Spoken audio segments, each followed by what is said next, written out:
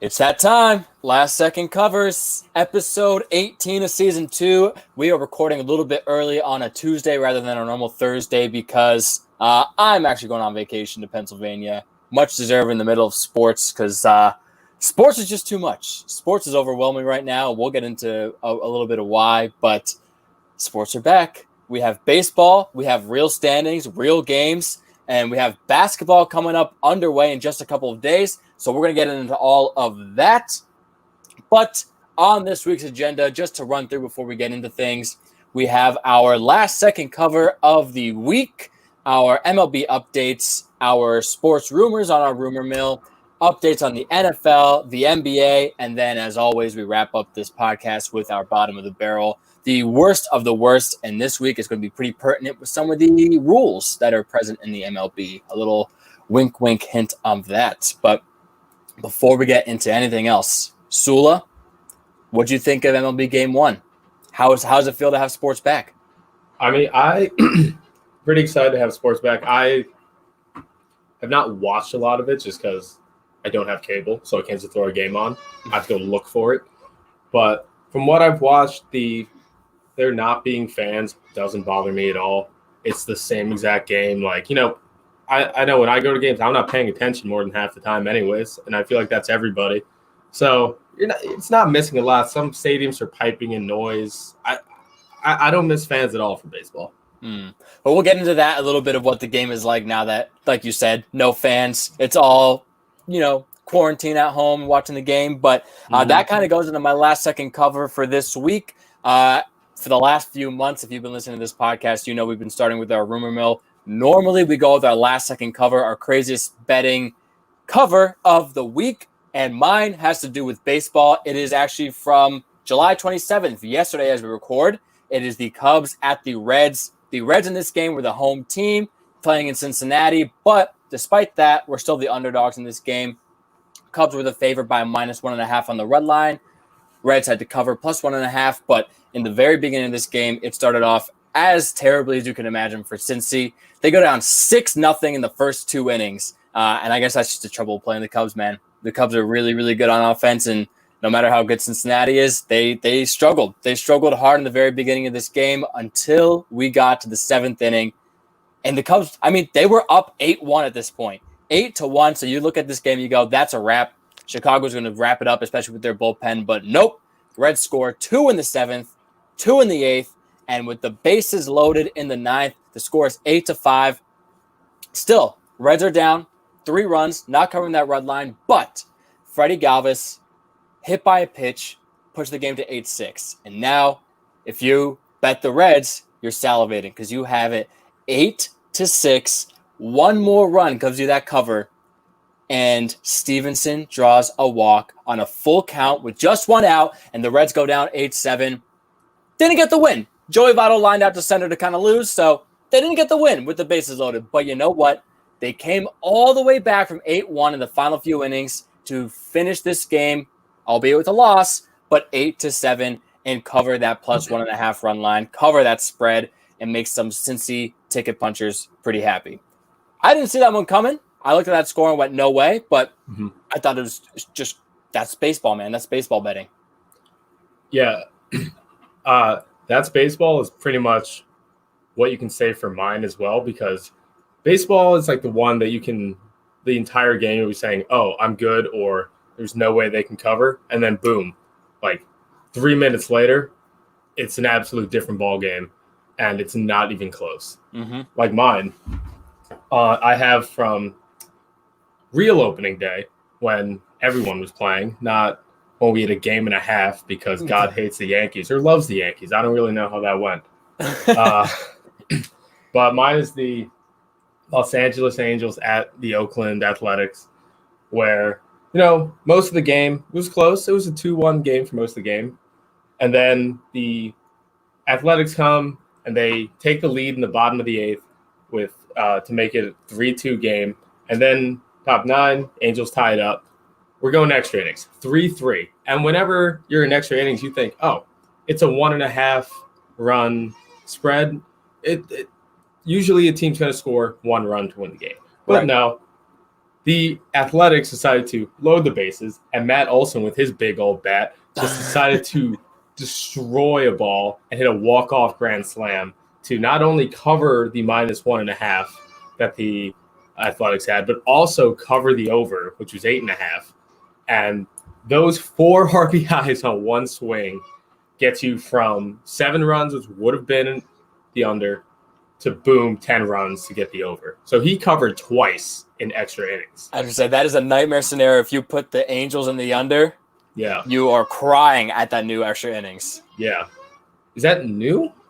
I kept hearing about new extra innings, but that was pretty dead on. No, loading the bases is not a new thing, but starting with a runner at second, and that's actually going to be something I talk. Yeah, man, that's something. Okay, we'll get into that. I did not know about this rule. Yes, that's going to go a little prelude to the bottom of the barrel at the end of this episode is worst rules in all sports. That's going to be one of mine. Just prefacing that. The rule is you could start with a runner on second. You do. You don't. You not that you can. You do start with a runner on second. That's so dumb. I know. Because now that's how the Mets, when they went to game 2 and they admittedly blew it in the 9th, but in the 10th inning, the Braves just started clearing the bases because you start with the runner on second. And I mean, I guess you could argue you have it both ways, like the other team gets it as well, but it's no longer like a pitcher's duel. Someone gets a hit and it's a run and then you just rally off of it. That's so upsetting. I did not know about that. I am just hearing of this. That's worse than the reliever rule. You got to face 3 batters. That's so. Welcome to Rob Manfred's MLB.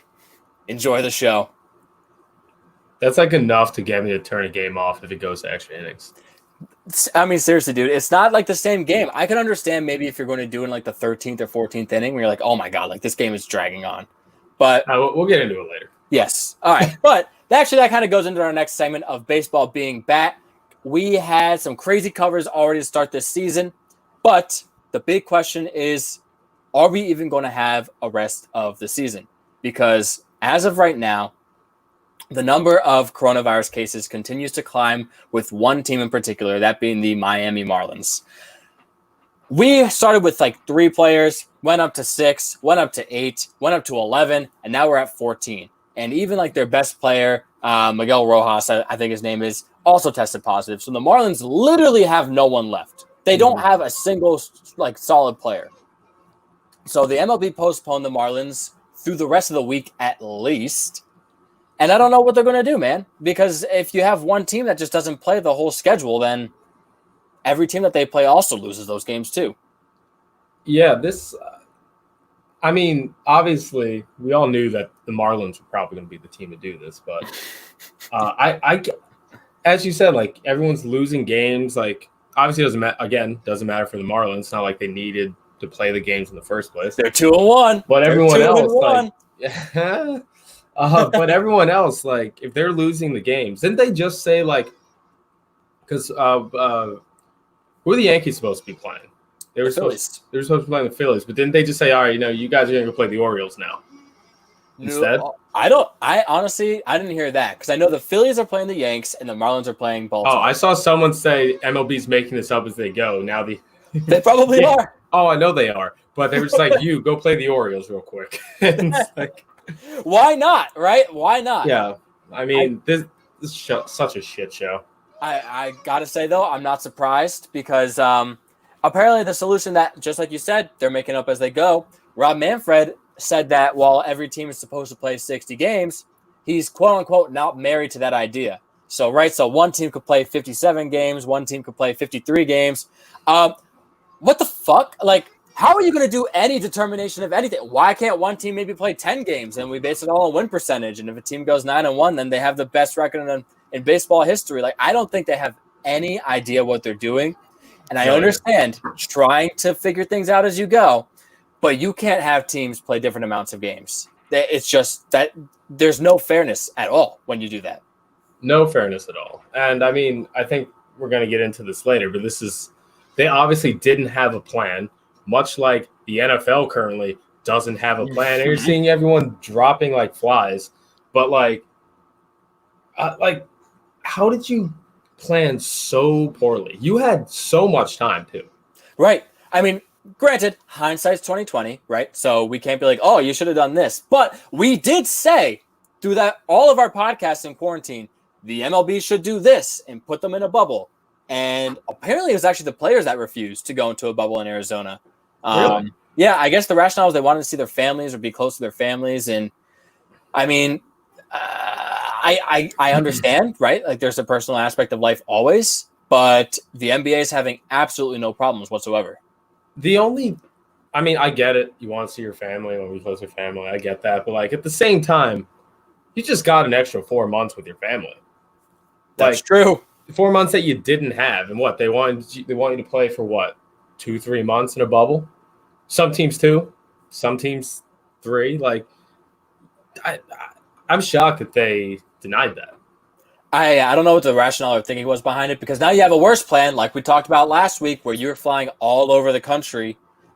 Even when you're in the same geographical location, like I guess on this different coast, like it still doesn't even matter, man. Like if you're flying between Buffalo, New York, where the Blue Jays are playing, all the way down to Miami and Tampa, it's just an absolute shit show. And even the Nationals, I don't know if you saw this, but today it was released that like the vast majority of their team, who's supposed to be in Miami on this weekend, said no, they're not going to go. So yeah.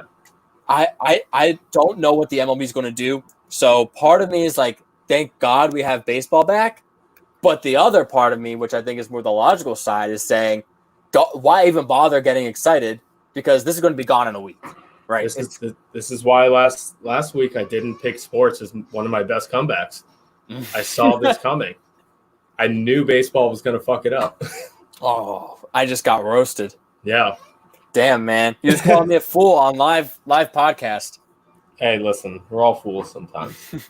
But I'm actually kind of curious your thoughts. If we have a season, this will, I guess, continue to play out. But for the 4 games we've had so far, what do you think? You've already touched on it a little bit. What do you think of what the game experience is like with no fans there?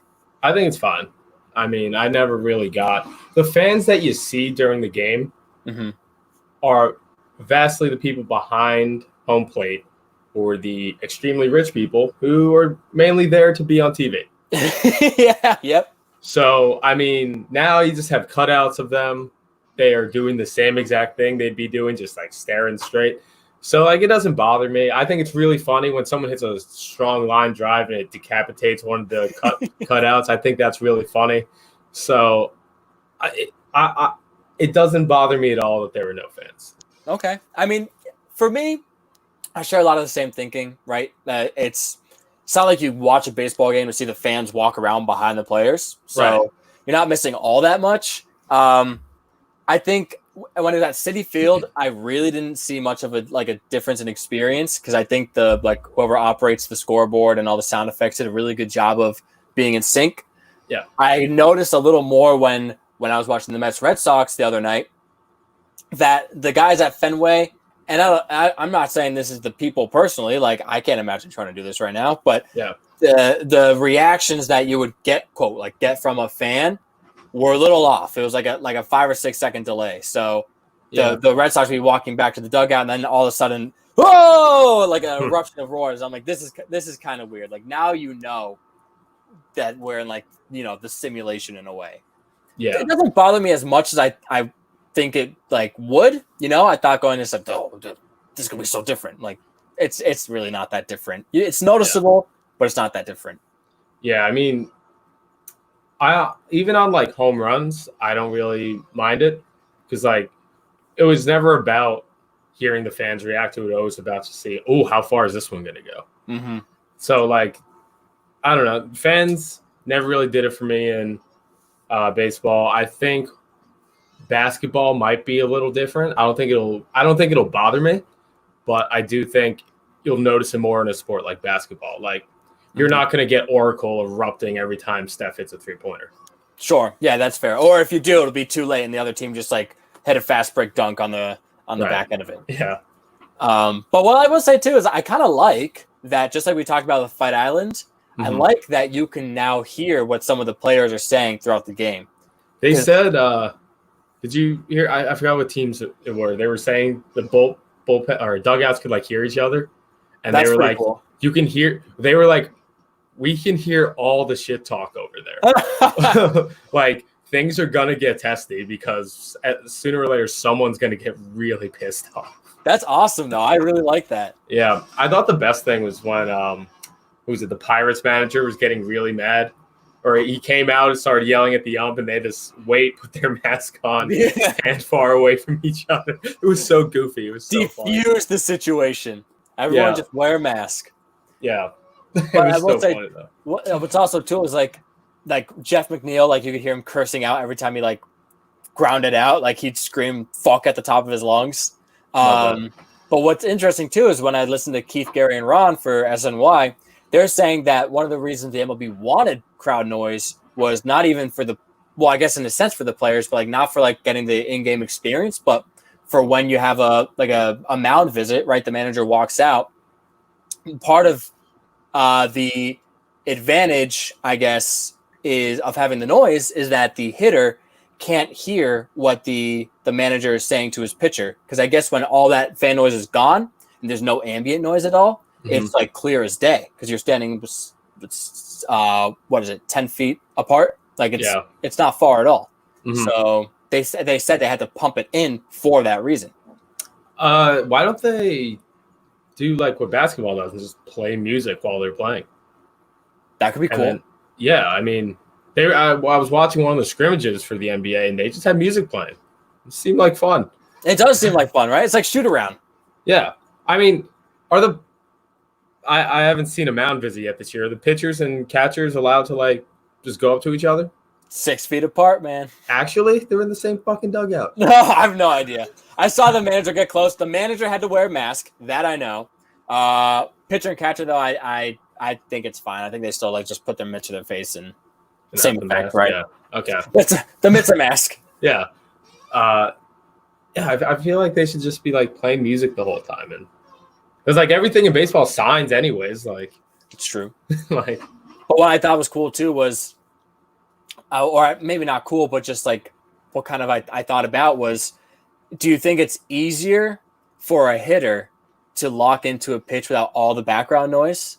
Because some of these things, like, you know, when we go to meet and crush baseballs, like there's nothing around us going, and one element, maybe the surrounding sound and music will get you more hype, but maybe you could focus in more on a pitch. And, you know, when Stanton blasted one on opening day, it was like the second hardest hit in StatCast history, right? Like the entire StatCast era, he demolished it. That might have been playing effect. I would say no, because I think these guys are such professionals that when they get on the mound, they have such tunnel vision that they just tune everything out anyways. So I don't think that affects them that much, really. Maybe. But also that home run that Pete Alonso hit last night.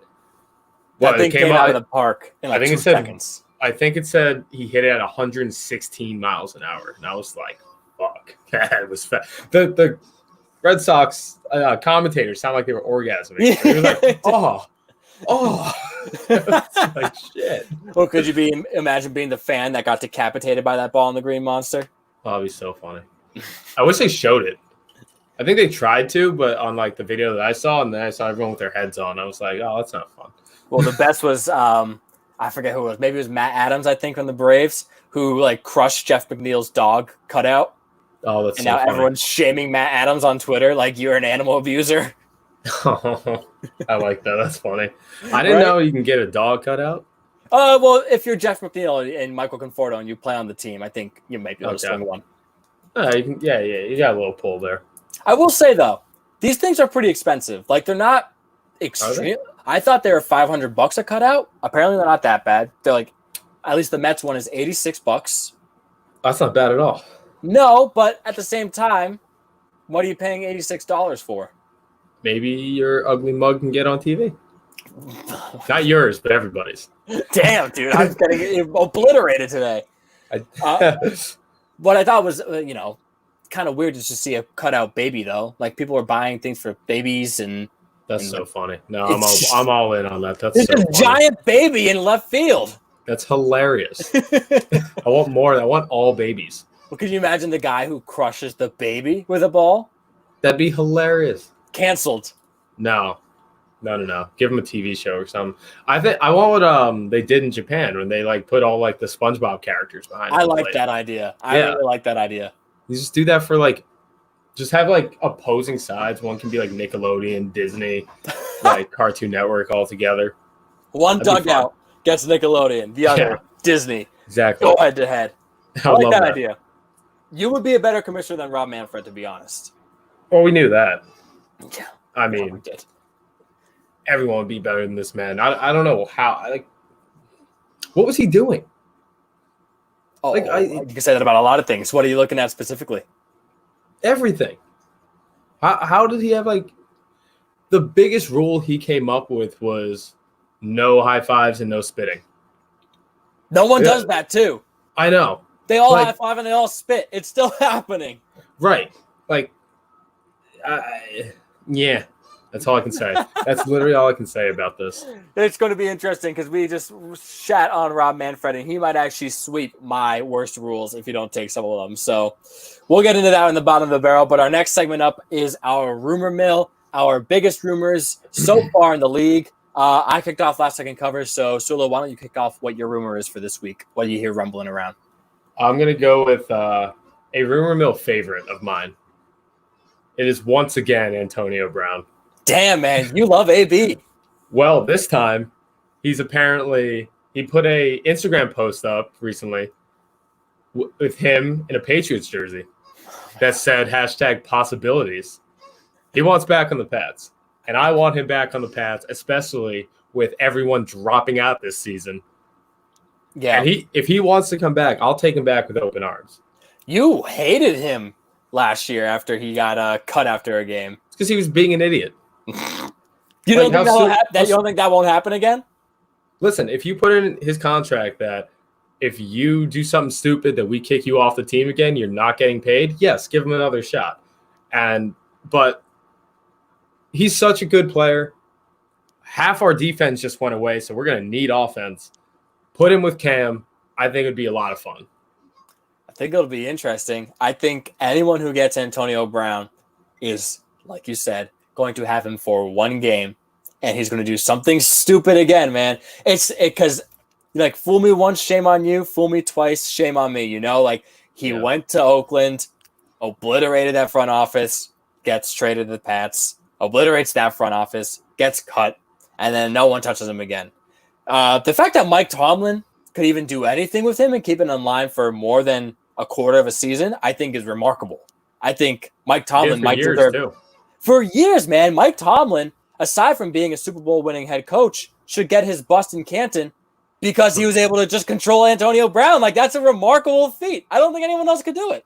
Well, I mean, if theories are to be believed, and a lot of this is because of CTE, he probably had Antonio Brown when he wasn't like this all the time. It's true. That's a fair point. Yeah. You had somewhat tame AB.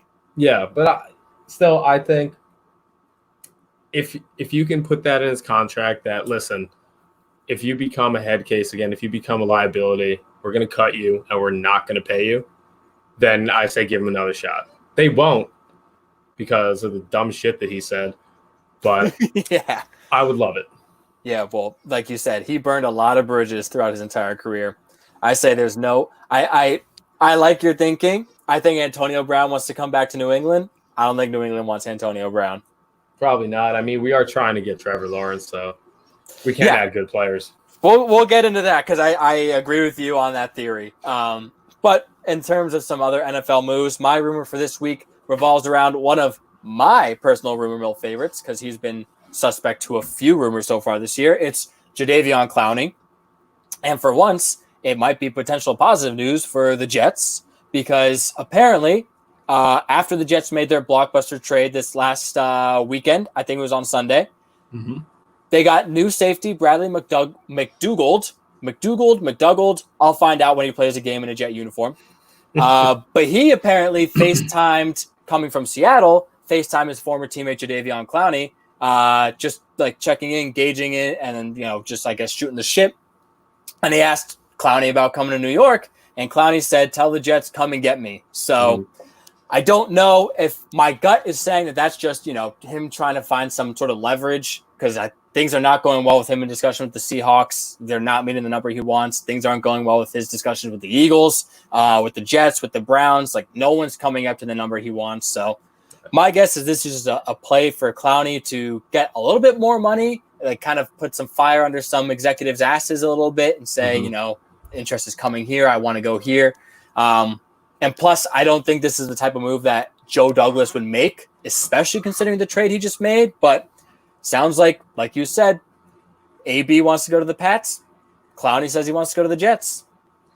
Yeah, I think I don't think there's any way he goes to the Jets, only because I don't think, as you said, I don't think they're willing to give him what he wants. Mm-hmm. And which, honestly, for what he wants, I don't know if it's worth it. So he wants like 15 to 18 mil a year. Yeah, that's a lot. I think it'd be a very Jets move to sign him, but I think they're getting smarter. I think so too. This is not the Jets organization with, dare I say, Mike McCagnon or John Idzik at GM. I think Joe Douglas is a competent executive. Mm-hmm. We'll see how things pan out, but I agree. I don't think he's in the business of shelling out multi-million, like 8-figure contracts for guys who have, great potential but mediocre outcomes. Yeah. Although I do think that would be if you can add Jadeveon Clowney, that's a hell of a front seven you got there. Yeah, man. I mean, Jadeveon Clowney will help any of those front sevens, right? And the Jets too. They have a good front seven so far. Hopefully, Quinnen Williams, the guy walked into camp today, looking like a GQ model almost. He lost like what looks like 40 pounds. So wow, we'll see what happens with Quinnen there. But with Jadeveon, I mean, I think people dwell a little bit too much on the whole, when he was at South Carolina and he took the helmet off of that Michigan running back. Oh, that's the best. One of the greatest plays, right? One of the greatest highlight clips. But that's like, I feel like people dwell on that play like just a little bit too much, like this guy's a beast, but he has an ab injury here, a rib injury here, a wrist injury here. Mm-hmm. He can't stay on the field, which again, that's not a player's fault, but when you're injury prone, you're injury prone. And if you can't stay on the game for 16 games, then sorry, Yeah. And when he was on the field, he was opposite JJ Watt. So JJ was getting triple teamed. So there were a lot of things that made Jadeveon look better than probably he was. Granted, at the time of that draft, he was the number 1 overall pick. Mm-hmm. Agreed. So not taking anything away from him, but as you said, injuries left and right. Like, he's just not the guy that they drafted. Yeah. I will say, though, if the Jets do sign Clowney, part of me will be a little upset, right? Because I want the rebuild to actually happen. I want to stop the cloud of, we're going to rebuild, but we're going to sign this star player here. Like, if you're going to rebuild. Mm-hmm. But it'd be pretty funny because Jamal Adams, snake in the grass Adams, always pitched about, I want to get Jadeveon Clowney in New York, then gets traded to Seattle. I think it'd be hysterical if he wants to get Jadeveon Clowney back to Seattle and he ends up in New York. I think that'd be just hysterical. I could see that happening. I mean, Adam Gase hates Jamal Adams. Yeah, he does, dude. Did you see what he said today? Well, granted, it wasn't like mean or anything. It was just very backhand. He was just like, we want guys that want to be here. He did not want to be here anymore, which is basically his way of saying, I got him the fuck out of here. Yeah. I didn't like him. I wanted him to leave. I got him to be unhappy. Now he's gone. Yeah. Well, listen, man, I will say this. I hate Adam Gase. Not going to defend Adam Gase. I do agree with him there, though. I'll defend Adam Gase.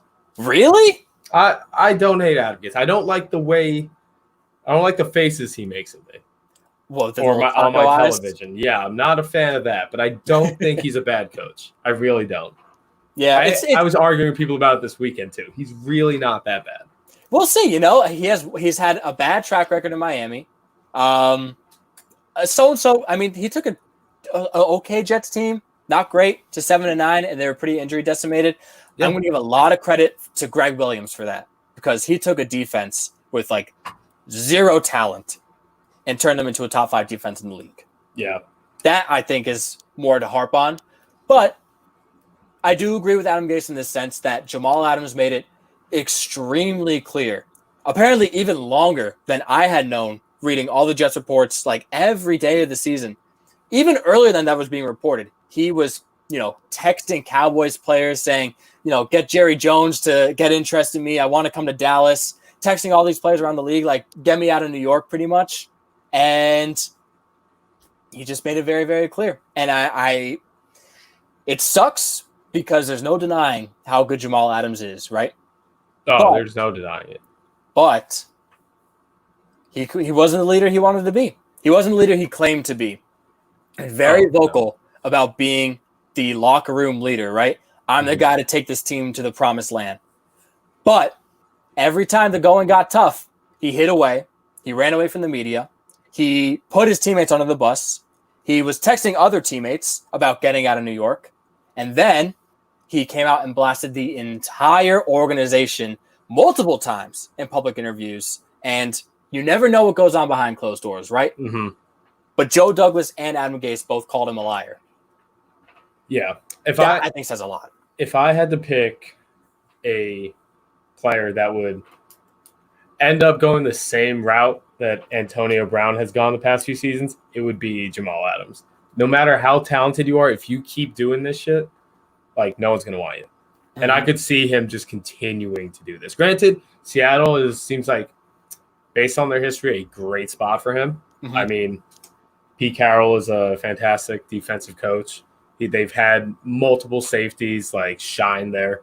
But if the small things goes wrong, he's going to do the same thing. He's going to throw his coaches and teammates under the bus. Like, when they win, it's going to be all him, even though he has an MVP caliber quarterback on the other side. Like, Bobby Wagner's still there, right? Like, probably the best linebacker in the league. But it's all going to be because of Jamal Adams. Right. But when they lose, it's all, like, we're looking to rebuild. Like, this guy did this thing wrong. And that was the one thing that really infuriated me was everyone else stood up and, like, took ownership of losses when they happened. And it happened a lot in New York, right? They were 16-32 in his tenure.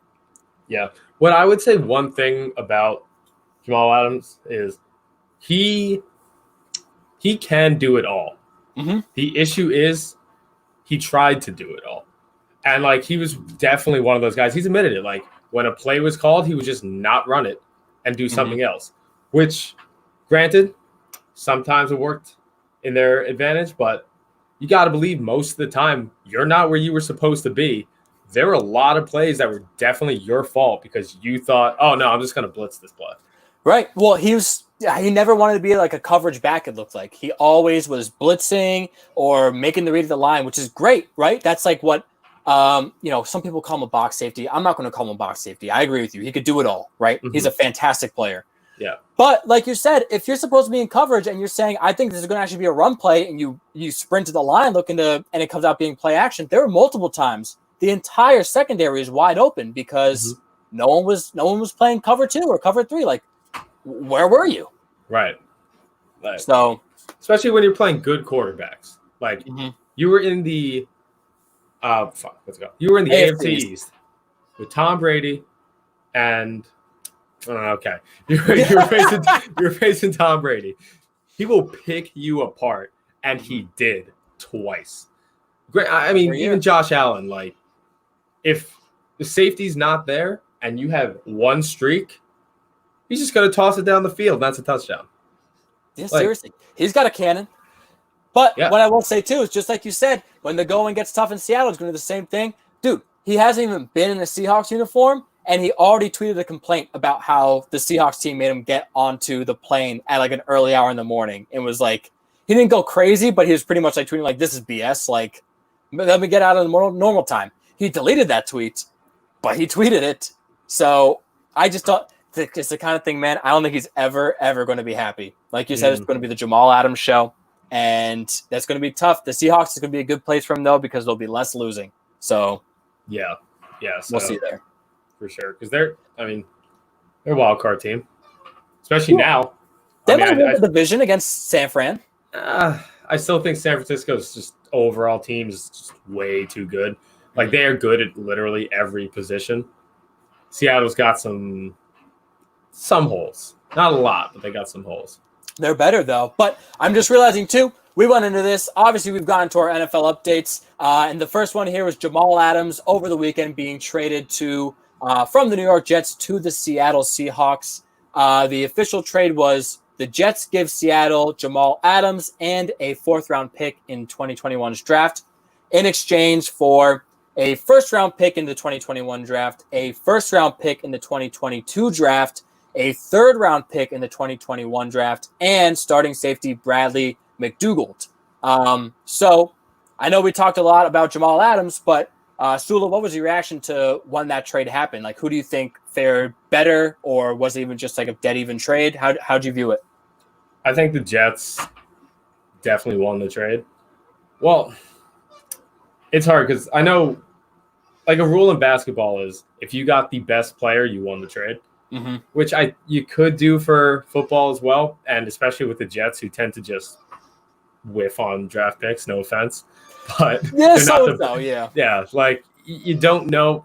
They are probably better for the future now because they have so many first round picks now, which I think they traded away like a year or so ago. I forget what trade it was. They made some trade where they gave away a bunch of first round picks, so they got them back. Like I think the Jets won the trade. I think so too, and I'm trying to take my bias aside as a Jets fan, but the second that Jamal Adams blasted the GM, the head coach, and the owner in a matter of days, literally scorched the earth with the Jets, I said clearly the initial trade should have been like a first and a third. That's what the so-and-so like NFL experts were saying, right? First and a third. When he scorched all of Florham Park, all of Jersey and New York, I was like, we'll be lucky if we get a second rounder. Not because of how talented he is, but just clearly the Jets have lost all leverage. So the fact that they got not just one, but two first rounders and a third rounder and a starting safety who, admittedly, when the trade came out, I knew nothing about Bradley McDougald. He's pretty good. Yeah, apparently he's the 8th ranked defensive back, like in coverage, even including corners. Yeah. 8th back. So, I mean, he's not going to be the hard hitter and like going to force fumbles like Adams, but where you could get a help and plug in a solid player, that's always a benefit there. So 2 firsts and a starting caliber player, I think, is more than I would have expected for Jamal Adams, frankly. Yeah, especially the situation. Like they came out like bandits here, the Jets. Yeah, it got ugly, dude. Yeah. So I'm glad, now going back to my Jets fandom, I'm glad that drama is over and we can finally move on because, my Lord, let him be someone else's problem. But speaking of problems, you touched on this too. The Patriots, and it's not just a Patriot problem. I think there's going to be an NFL thing, but the Patriots had 6 players today opt out of the 2020 season because of concerns about coronavirus. You know, they're not even testing positive, but they're just concerned about the league's handling of it. I am kind of worried that this is going to be like a common issue. I don't think it's going to be just a Patriots thing. Not at all. I think I think this is definitely a little bit of Bill. I gotta say, I think Bill definitely said to these guys, "Hey, if you have the slightest inkling that you don't want to play, don't play, because we're tanking anyways. If you don't want to be part of a losing team this season, get out of here." I forgot who it was. I think there's someone on Twitter that said they were talking to another NFL coach and said, "This has Bill written all over it." And I was like, okay, so it's not just a joke at this point. Like, everyone agrees that that's what's happening here. And he's like, no one even knows what this plan is, but they're like, this is Bill Belichick. Yeah. But but there have been other players from other teams. I don't have the list in front of me. I just know from the Patriots, the 3 big names that came out to me were Dante Hightower, Patrick Chung, and offensive lineman Marcus Cannon, who is huge. He's our best offensive lineman, and now Cam Newton has less people to help protect him. Yeah. No, I do not know why we signed that man. He's not going to have a good time this season. No. If anything, they signed him to try and hurt his stock to bring him back again next year as a mentor. Maybe. I don't know. But I will say I agree. I don't think this is going to be just a Pats thing. I think, right now everyone's looking at the Patriots and going, wow, 6 players opted out today. But you have Marquise Goodwin is another name who just got traded to Philly. Is going to be Mhm. like their best receiver. And before even put on an Eagles uniform, opted out. Yeah. And I have to say I completely understand because the NFL doesn't have their shit together at all.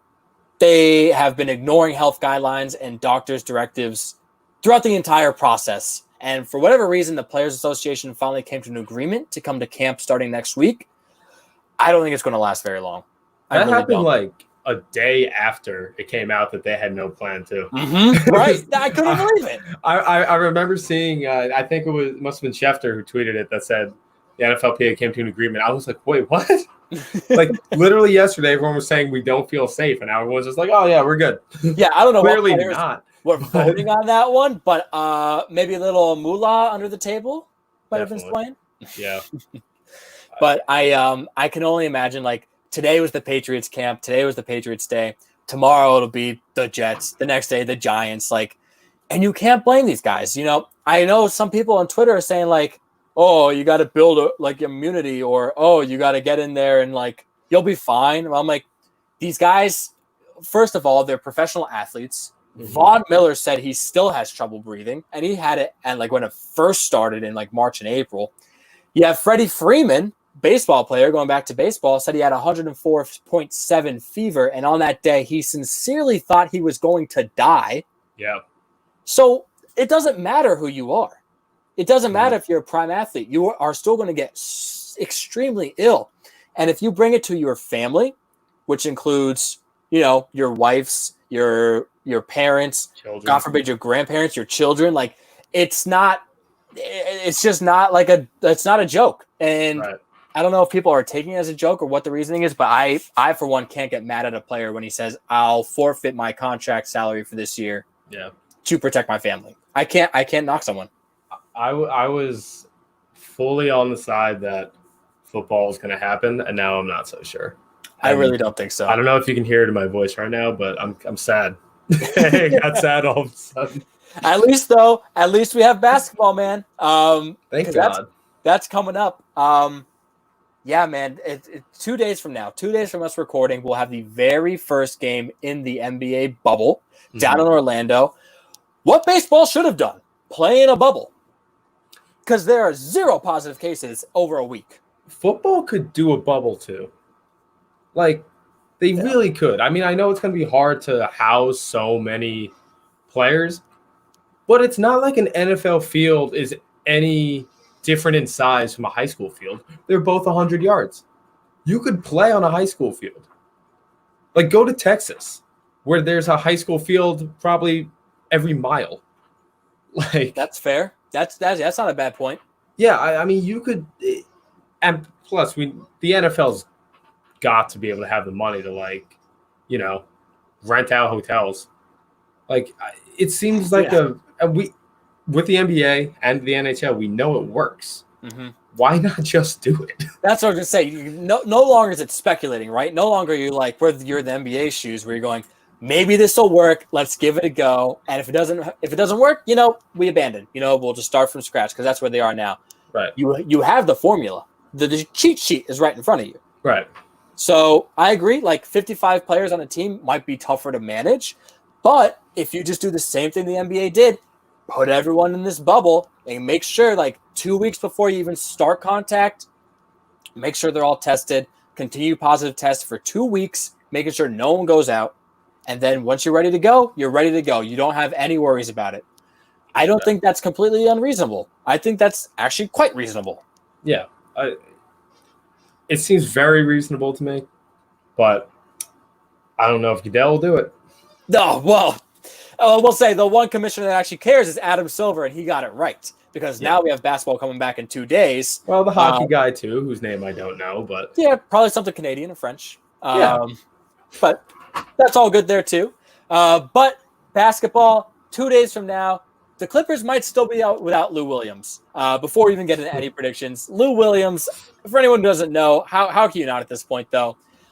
He went out to a gentleman's club, to put it, you know, quite fairly, and it was called Magic City. And at Magic City, again, the gentleman's club, he went and got some wings. It's a wing spot.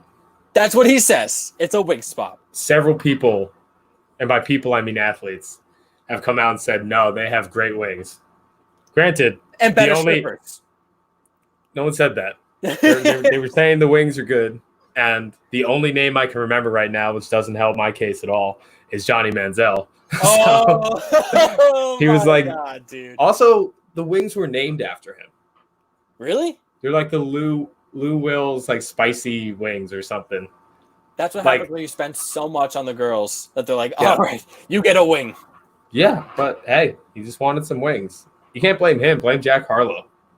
He's the asshole that put the picture out there. Fair. You know what I would have done, though? If I'm just saying, send someone. Send someone, go get it. Because what do you think is going to happen if you get your picture taken? You're completely screwed. It's not like he got his picture taken. Like he was like, yeah, let's take the picture. Like it was fully consented to this picture. So a little oversight from potential sixth man of the year, to say the least. But he's arguing that he shouldn't be quarantined.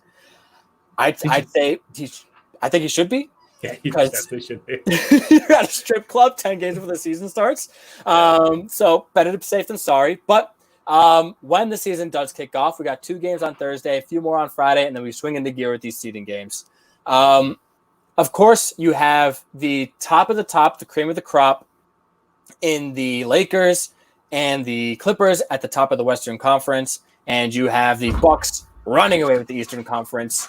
When this all happens, though, do you think there's going to be any major shakeups in the playoff seeding? Like, who do you think is going to actually ending up running the season, getting into the postseason, and at the all taking each of the different conferences? I think the only thing that will change is the Pelicans will somehow end up in the playoffs. You think they take it over the Grizz? Yes, I think. I don't know what the schedules look like. Do they all play the same? Everyone just plays each other like once or something? Yeah, I don't know if it's like that whole rotation like you said, but yeah, so I wouldn't be surprised if they were like, Grizzlies hardest schedule, Pelicans easiest. That's just how we're gonna do it. Exactly. That would be so NBA. Zion came back to the bubble today, so thank God he will be there. Which I was really worried about because when I saw the first game was the Jazz against the Pelicans, I was like, is Zion back? Because if he's not, I don't want to watch this game in the slightest. Yeah, it's going to be like the worst game possible. The Jazz are a boring team, and the Pelicans suck without Zion. Yeah, so he's back. I'm definitely watching that game. I'm pumped. Hopefully they make the playoffs because I love watching Zion. I think he's second most fun person in the league to watch because I just love watching Steph Curry play basketball. But I that's the only thing I would change is the Pelicans in the playoffs. Okay. Yeah, I don't think the Pelicans are going to make it on my end. I think it's going to the Grizz. They already have the 3-game lead over the Blazers, and if you have 8 games, all they have to do is go 500. So I think the Grizz will do that. I don't think there will be any shakeups in the seeding whatsoever. So when it's all said and done, you run 1 through 8, and I'm going to say that taking shock a little bit here. I'm going to say that the Lakers win the West. Yep. Big chalk there. East, though, I'm not going to take the Bucks, even though the Bucks should, considering they have the most talented team there. Just want to make you happy. I'm going to take your Miami Heat. Ooh. Hell yeah. Dude, they're so good. If you listen to Bullheaded Debates too, man, P. Bush made a good point. They have 8 players that average double digits. 8. That's insane. Anyone can have an off night, and the other person just picks it up. Yeah. And you know who one of those players is, right? It's my guy, Tyler Hero. Oh, Lord. Who only averages 2 points less than R.J. Barrett. I just want to put that out there. But all right, they're both first-round picks, so. Yeah. I agree with the Lakers. Okay. But there's a new weapon in the league, as I think you might have seen it on Twitter. Ben Simmons shoots threes now. Oh, my God. That doesn't mean he shoots them well, though. Hey, I saw he went 1 for 2. That's 50%. That's good. So they probably left him wide open. They're like, oh, shit, he's actually shooting threes. Nope, he had men in his face. Okay. Yeah, they were contested threes. So I'm going with the Sixers. Really? Because Yeah. Ben Simmons could shoot a three, you're taking the I Sixers. also made a bet with a random guy at the bar in October that was going to be the Lakers and the Sixers. I understand now. So Okay. I'm sticking to my guns with that random dude. All right. Well, let's say it is Lakers Sixers. Who wins? Oh, the Lakers. Yeah, no kidding. Yeah. The Lakers are going to win it all. Everyone's going to be like, "Oh, it's not a real season." But I mean, what? It's going to have been like 70-something games. Yeah. Regular playoffs. It's going to be as close to a legitimate season as you can get without it being an 82 season. Yeah, I don't think anyone would. If anyone does knock it as a legitimate season, I think they're just. Well, it's going to be LeBron haters and MJ right. haters. Because too, like you had the lockout seasons twice, right? You had it in the '90s with the Spurs, and then again in the 2000s. I forget who ended up winning the Heat. That was the Heat year. Mm-hmm. Yeah, so that was LeBron's first title. Oh God! And no one talks about it. Yeah. But yeah, no one even really. You know what? I couldn't tell you what specific years it was. 2011, 12. Right, season, and then I think the Spurs were like 92 or no, maybe 99. But even still, like you know, who even cares? Even if it's a shortened season, they still won it. Yeah. The only league that will matter is baseball because 60 games is hilarious, and there's going to be some really bad team that ends up making the playoffs. Dude, if they didn't get sick, it'd be the Marlins. Right. They were 2-1. It was going to be Marlins Orioles World Series. That would be fun. Would that be something? I'm pretty sure. The Orioles were 2-1 too, right? They were also 2-1. They were bound. Yeah, that'd have been hysterical. Also, too, even if they started to slump, this actually goes perfectly into my bottom of the barrel. Bottom of the barrel this week is the worst rule changes in all of sports. I guess changes or just rules? I was going to say, just generally worst rules. Okay. But a lot of mine have to do with rule changes. And I don't consider myself one of those guys that's like, oh, the history. You're ruining the history, right? Screw that. Not if a big statue guy. Oh, my God. Yeah, okay. Moving on. But one I think is the worst rules comes with playoffs seeding and allowing teams in the playoffs. This goes for what was just the NBA and now also goes in the MLB. I think it's ludicrous that when you have 30 teams in the league, over half of them make the playoffs. Mm-hmm. Over 16 of 30 is an insane number. Yeah. And I liked what baseball had before. I thought it was a little too short, if anything, but I liked how you had 4 teams from each league, 8 teams out of 30. Those are high stakes. When you get to the playoffs, it's high stakes. I didn't like the 1-game wild card, and they're making it even worse by expanding it to 8 teams. So now 2 from each division, the top 2 from each division automatically make it. And then after that, it's the 2 best teams outside of those top 2 for every division with the best record in each league. That's absurd. I think now you have, just like the NBA's problem, you could have these shit teams that are under 500 make the playoffs because it just does. I think that's awful. Yeah, I mean, the whole point of the playoffs is the best teams make the playoffs. Mm-hmm. If you just start giving everyone a shot, it doesn't become too special. Now, does it? Participation trophy league. Oh, bunch of snowflakes in the MLB. That they are. And now the NBA, I got to say, though, the NBA playoffs were always one of my least favorites because of how long it was, because you had all these games. Listen, if they made it 1 through 4 in each conference, Eastern and Western, that's something. That's interesting. But watching the 1-8 seeds, the 2-7 matchups, like, that's not going to matter in a best of 7. Yeah.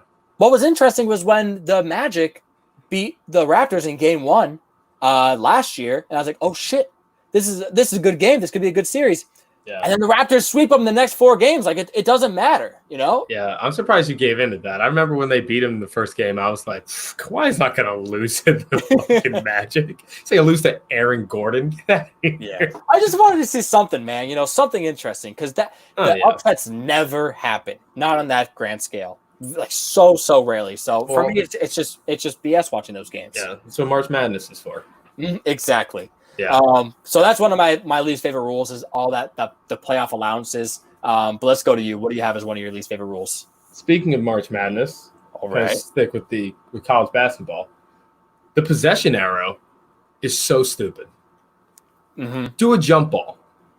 Like, just the fact that, we're going to give each other turns on who gets the ball for a jump ball. No, make them earn it. That's a good one, man. That is stupid. That's so dumb. I mean, just do – it's like hockey. What, hockey is the face-off where they do it? Like the NBA, they do the jump ball, and it's always hilarious when it's like Nate Robinson against Kevin Garnett. I'm pretty sure I saw that once. Like, it's fun. It can be fun. It can be funny. It makes the teams try. Like, like, why go for it if, like, you don't have the possession arrow? Yeah, the only rationale is to get the possession area.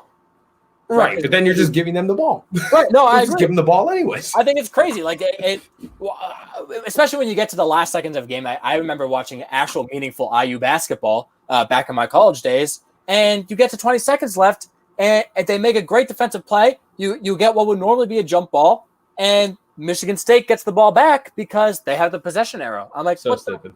What the hell's the point of making a good play then? Like, now you have to make two. Yeah. So I agree. That's a good one. What else you got? We're going to stick in college, but we're going to go to football. Okay. And it's kind of a twofer just because they're both for the wide receivers. Mm-hmm. 1 foot in is stupid. Get both feet in. Like, you're going to have to do it at the professional level anyways. You might as well do it now. I've always thought that was weird, especially that high school, you have to have 2 feet, and then college. You do? Yeah, man. I don't know if you remember those days at New Canaan, but 2 feet in, you got to get 2 feet in. Well, that's even stupider then. Right? Because then you get more laxed at college to get more. It doesn't make sense. Doesn't make any sense. And then to go along with it, I think, also in college, if you catch the ball and fall down, but no one touched you, you're still down. Mm-hmm. If no one touches you, you should be able to get up and run. Like, it doesn't make any sense to me. You just, like, especially if you make a really sick diving catch, but no one's around you, you're down, that's just it. Right. Like, I think it's to protect player safety from, like, someone getting up and getting clobbered, but I completely agree. Like, you can make a phenomenal play, and then that's it. Like, if you couldn't run up and get a touchdown if you could, like. Yeah. But again, if they're doing it in the professional level, you should probably be doing it in college so that you're not surprised when, like, you just think the play's over and the professional, someone comes and knocks you out. Like, you should get used to it. Mm-hmm. I completely agree with that. And if there's anyone, gruesome as that might be. Yeah, and if there's anyone thinking to themselves, well, maybe the professionals should just follow college rules. No, not an option. Not in my America. Yeah, this is my America. We get 2 feet in bounds. Yes. That's how we do it. I like that, though, because I never understood the 1 foot either. I thought that was just kind of like a cop-out. Mm-hmm. But mine goes to football, not college, though, professional football. Why, in the NFL, in the most important time, in overtime. Yeah, you took mine. Overtime, dude. Why is it the first touchdown wins? It makes no sense to me. I loved the fact that before it was both teams get a chance to score. Mm-hmm. I still think if you score a touchdown, the game should not be over. Yeah, I agree. Where's the rebuttal? Right. That's all I have to say. What the hell? Both teams should get a shot. Because actually, it's not, you didn't pick what I was going to pick, but it goes along with it. You are basically leaving that up to a coin toss. Because if you get the coin toss, which is, again, much like the possession arrow, luck, basically, or just some dumb thing that you didn't earn. Oh, so like you called heads. Like, right. If you get the ball first, huge advantage, and you score, and it's just over? Like, it doesn't make any sense. No, it makes no sense. Yeah. Because then I've been on both sides of the token, right? Because as a Jets fan, there was a big meaningful game in 2015 against your Patriots. It just happened to be that way. You might remember this. Matthew Slater said he won the coin toss, but then called that he wanted to defer. So the Jets got the ball, marched down the field and score. Game over. So there's my elation moment. Like, yeah, the rule worked in my favor, but then you watch the Pats in the Super Bowl. What was it, Super Bowl 51 against the Falcons? Yes. Amazing comeback. They won the Super Bowl, hands down, earned it. But I think it's ludicrous that the Falcons have this lead, right? They shouldn't have given it up. But the fact that they didn't even have a chance to do anything after James White scored that touchdown, I think is crazy. Yeah, I think it's also crazy. I mean, especially for a game It was pretty high scoring. They had 28 points. Yeah. The offense was rolling. Well, I mean, not anymore, but not the end, but still. But exactly, especially, these are two competent offenses, not only mentioning the fact that this is the Super Bowl, it's the biggest game of the year. Why are you letting it come down to one possession? I think that's it's just, if I was a Falcons fan, I would have been very, very upset. Sure, you choked the game away. No joke. Kyle Shanahan, first choke job in the Super Bowl. Yeah. But the fact that you have to watch the touchdown score and you don't even get a chance to march down the field yourself, I think is just it ruins the game. So I agree. That's my number 2. My number 3 is going to go back to the MLB. It's a brand new rule. I could pick a few of them. I actually was going to go with the new rule about the base runners. I'm going to go with the rule about the relief pitcher having to face 3 batters. Okay. As long as it took for relievers to come in, every time you had to make a call to the bullpen, get someone in to warm up, it sucks that you have to wait that long, but it's all strategy.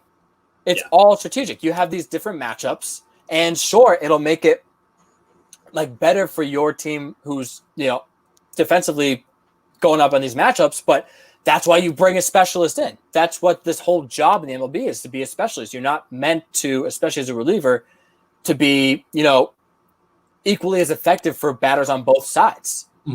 So now that you have to go up and face 3 guys, there's just no more strategy involved. You kind of take a crapshoot, go, oh yeah, our setup man, he could probably get the job done.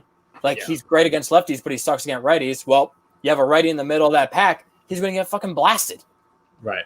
So you throw all shit goes to the fan. You throw everything, your hands up, and you just kind of have to hope now. I feel like the strategic aspect is just gone.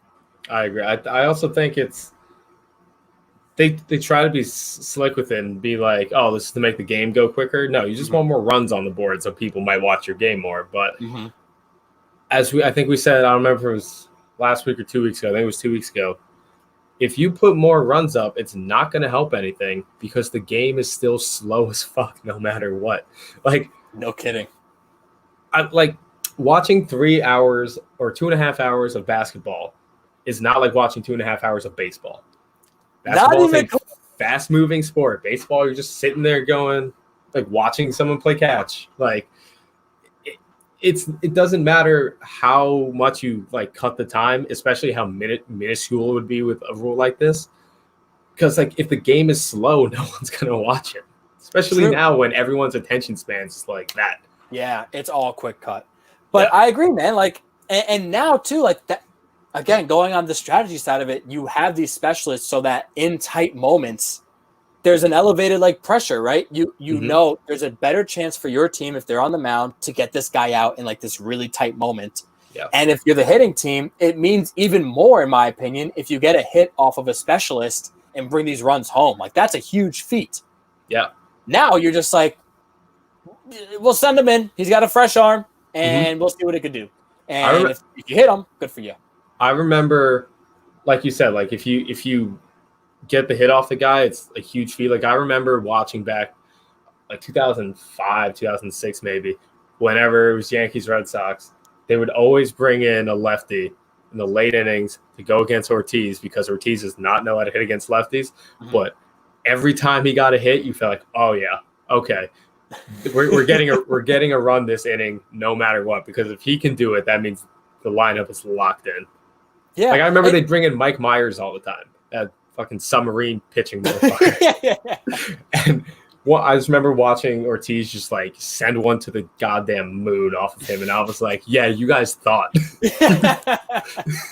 But it is. I feel like it's just an extra engagement that's you lose it now because well, you put in Joe Schmo, he's great against so and so, but it's not as good. It's just gone. You lost an element of that strategy. So that's my number 3. We got one more on your side. Sula, what do you got as your worst rules in sports? So mine is, it very rarely happens.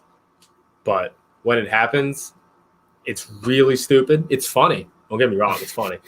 But it's so stupid. It's if there's a pass ball on a third strike and the runner can just run to first base. Like he didn't just strike out. Yeah. Which I didn't even think about that.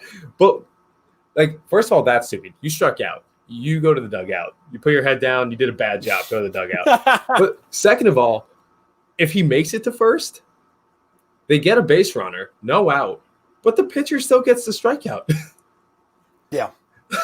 Like, that's so true. They didn't think that one through. That's like Rob Manfred with this whole COVID thing. They didn't fully think it through. It's such a stupid rule, I think. I mean, if you swing and miss on a ball that gets past the catcher, like it's usually not a strike. It's usually wild, which means you embarrass yourself so badly on that.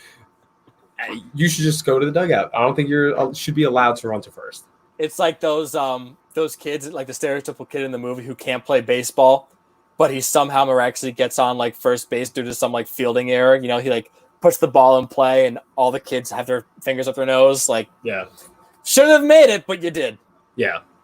I don't quite know how that compares, but it does. Yeah. So that's our 3. We're going to bring our producer on, Matt, in case he has some honorable mentions. Sula, can you even think of one? But I don't know off the top of my head. Matt, you have any honorable mentions for some of our bottom of the barrel rules? Yeah, I wrote a few down. You guys can hear me, right? All good? Yeah. Okay. So yeah, Chaz, I definitely agreed with yours with the overtime touchdown rule. It drives me crazy that one team just gets to go in and score, and like I said, they call the game. I think that's like asinine, but you already discussed that one. On to the NFL with that. When the ball goes over the line by like a centimeter, they just rule it a touchdown. And every other sport, like soccer, baseball with like the wall, the whole ball has to go over whatever it is. Basketball, it doesn't just go in and out of the rim and go out and they count it as a basket. They just like they go in by like an inch and they're like, well, that's it. I'm like, the whole ball should have to go over the whole of the line. I think it's crazy that's a rule. I did not even that too. Like you made a good point. Like it's not even breaking the plane to get the ball past the line and just barely getting in the end zone. You just have to touch the line just barely. The beginning of the line, yeah. It makes no sense. I don't like that rule at all. I think how the Patriots won, I think it was like in that Super Bowl against the Falcons. I think it like just broke it and then he went out of bounds. And I was like, I mean, you didn't even really get into it. That just drives me crazy. I have one more, and it's pitchers batting in baseball. I think it's like a shenanigan. I think it's crazy. I think it's ridiculous that we ask like, Jacob deGrom, the best pitcher in baseball, or if Garrett Cole would be on a NL team, to have him stand there with a bat and helmet. I think it's just crazy. They end up getting hurt, and they always strike out, except if you're Madison Bumgarner. Hey, man, Jacob deGrom hit a couple dingers. He did. You're not wrong about that. But I just think it's crazy. I think the game is way better when you have someone like Giancarlo Stanton or David Ortiz, like all these other guys who are like, this is what they do, as opposed to a guy who just like, he's acting. He's not trying to hit a ball. You know what I mean? So those are mine. I like that. I mean, it's true. If you have someone like anyone, especially anyone in the AL, if they just go up there, they bunt, they pretend like you said, they act. It's a little bit better if someone could actually hit the ball and get it going. The NL has the DH rule now, so we'll see how that works out. It's a little foreign to me. I'm not used to seeing the DH, but kind of cool. It's good because it gets people like Miguel Andujar, Yoenis Cespedes, who are like, they're not great fielders. They can hit home runs like in doubles and stuff like that. They can still get like work their way into a lineup, which I think is cool. Mm-hmm. So. I like those, Matt. Shul, you have any other honorable mentions? One is they make baseball managers wear uniforms. That's kind of fucking stupid. I saw that. That was really funny. No other sport does that. No other sport does that. It doesn't make any sense either. No, I mean, they're not entering the game at any point. Just imagine if an NFL coach had to wear like a helmet and pads and all that stuff on the sideline with like the microphone. That would be awesome. That would be awesome. I think they should bring suits back, like Vince Lombardi. Yeah. That'd be fun. 100%. Yeah. Why not? Yeah, you can get a good sponsor for that too. Like, I don't know. Who makes suits? Men's Warehouse. Armani. Everyone wears a Men's Warehouse suit. Mm-hmm. Armani, yeah. Imagine if you're like an NBA coach and you have to wear like the Lakers uniform with like a 0-0 on it or like a 99 on it. It's like, are you playing? Like, nope. I'm just coach. I'm the coach. I just have to wear the uniform. It's just how it works. If I could see hairy David Fizdale with his chest hair pouring out like Sula, your tank right now, it'd be. I wouldn't be able to watch the Knicks. But I don't know if anyone else has any honorable mentions, but Chaz, how do you feel about Tom Thibodeau? That's the guy I was just thinking. Tom Thibodeau, home of the Tim Sale Thibodeau. That's what I think every time I hear his name. I kind of like it. I know we didn't touch on it in the NBA. I like it because the Knicks came down to two guys, right? It was Tibbs and, for some reason, Jason Kidd. And when I saw Jason Kidd, I was like, fuck no, because this is going to be the reincarnation of Derek Fisher all over again. You get a guy who played in the league. He's still young. He has no coaching experience, and he's going to screw it all up. Yeah. So I was very anti-Jason Kidd. I like Tom Thibodeau too. I think he gets a bad rap about the whole he works players too hard, because apparently, according to his players, it's just like, if you can handle it, it's fine. Yeah. So he's an experienced coach. He's better than what they've had in a long time. I'd say since Mike Woodson back in the early 2010s. So I think it was a good hire. I like that he's the head coach now. I thought it was a good hire as well. I thought probably the smartest thing they've done in years. Putting it lightly, dude. Yeah. Also, not a lot to outshine there, so kind of by default, but I agree. So yeah, that's episode 18, man. Episode 18, season 2, Last Second Covers. Again, I've been Chaz here with Sula and Matt Sula, if you will. So we will be back again. We recorded this episode a little bit earlier than normally. Normally we do Thursday recordings and Friday releases. We'll still be coming out on Friday, but we recorded on Tuesday. I'll be on hiatus on vacation for a few days. So guys, thank you for tuning into this week's episode. If you caught us on the YouTube live stream, be sure to just subscribe to our Last Second Covers channel so you stay up to date on every live stream that we have with our video. And if you listen to our podcasting platforms, whether it be iTunes, Spotify, Stitcher, Google Podcasts, you name a major podcasting platform, and we're there. If you enjoyed the show, all we ask is you drop a 5-star review on that platform and comment something that you enjoyed about the show so we know what to keep on rolling with and keep this thing moving forward positively. So, guys, thank you again for listening. We love you. Be sure to tune into the NBA this coming week because sports are officially back. Enjoy, and we'll talk to you next week. Later. See you guys.